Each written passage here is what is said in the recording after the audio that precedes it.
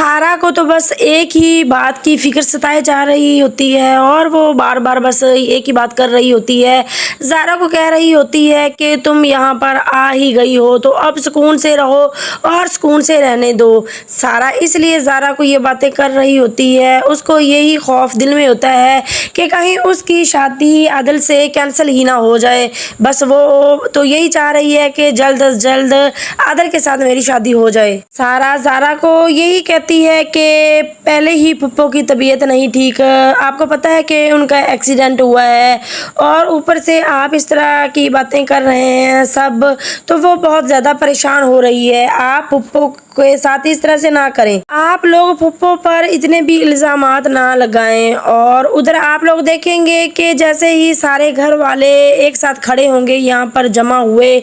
तो यहाँ पर जो फ़रत बेगम है वो अपनी हर बात से मुकर जाएगी कि मैंने तो ये भी नहीं किया, मैंने तो वो भी नहीं किया, मैंने तो ये नहीं, मैंने तो वो नहीं। इस तरह से हर बात से ही वो भाग जाएगी। यही दिखाया जा रहा है कि जो फ़रत बेगम है वो इतनी चालाक औरत है कि वो नाना मियाँ के सामने ही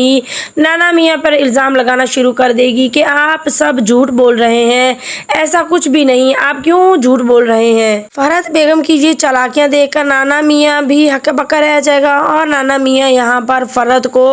उसकी वही चालाकियाँ और सारी बातें याद दिलवाएंगे। आगे से जो फ़रत बेगम है वो साफ मुकर जाएगी और यही कहेगी कि आपकी जिस तरह से उम्र बढ़ गई है, आप बुज़ुर्ग हो गए हैं, आपके ज़हन काम नहीं कर रहा और आप सब बातें भूल रहे हैं, मैंने ऐसा कुछ भी ना किया ना कहा जो अब आप कह रहे हैं। पास खड़ी हुई शाजिया ये सब कुछ देख रही होगी, वो दिल ही दिल में बहुत ज़्यादा परेशान भी हो जाएगी और वो जब देखेगी कि मेरे बाप को इस तरह से जलील किया जा रहा है, उनकी बेइज्जती की जा रही है, तो वो अपने बाप को यही कहेगी कि आप मेरे साथ चलें, बस हम यहाँ से वापस घर चलते हैं, मैं अब बिल्कुल भी यहाँ पर नहीं रहने वाली। तो जैसे ही ज़ारा ये सब कुछ सुन रही होगी पास खड़ी हुई, तो उसको बहुत बुरा लगेगा और वो बिल्कुल भी नहीं चाह रही कि उसकी माँ ऐसे चली जाए। वो यही चाहती है कि उसके माँ बाप में जितने भी इख्तलाफात, जितने भी लड़ाइयाँ हुई, वो एक दूसरे के साथ जो भी शिकवे गिले हैं वो ख़त्म करें और बात को क्लियर करके ही जाएं। तो अब ज़ारा यहाँ पर अपनी माँ और नाना मियाँ को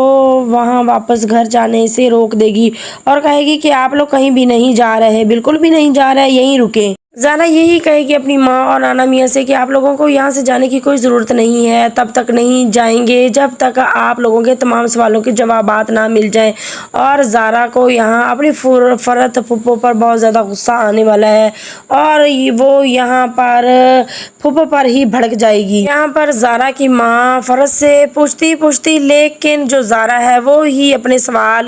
फ़रत के आगे रख देगी और उसका माँ बाप ये देखकर सब हैरान रह जाएंगे, क्योंकि ज़ारा यही चाहती है कि उसके माँ बाप के सामने ही जो बात हो, माँ बाप के सामने ही फ़रत करे और सारी बात इनको भी समझ आ जाए। आने वाली नेक्स्ट एपिसोड काफ़ी ज़्यादा इंटरेस्टिंग होने वाली है।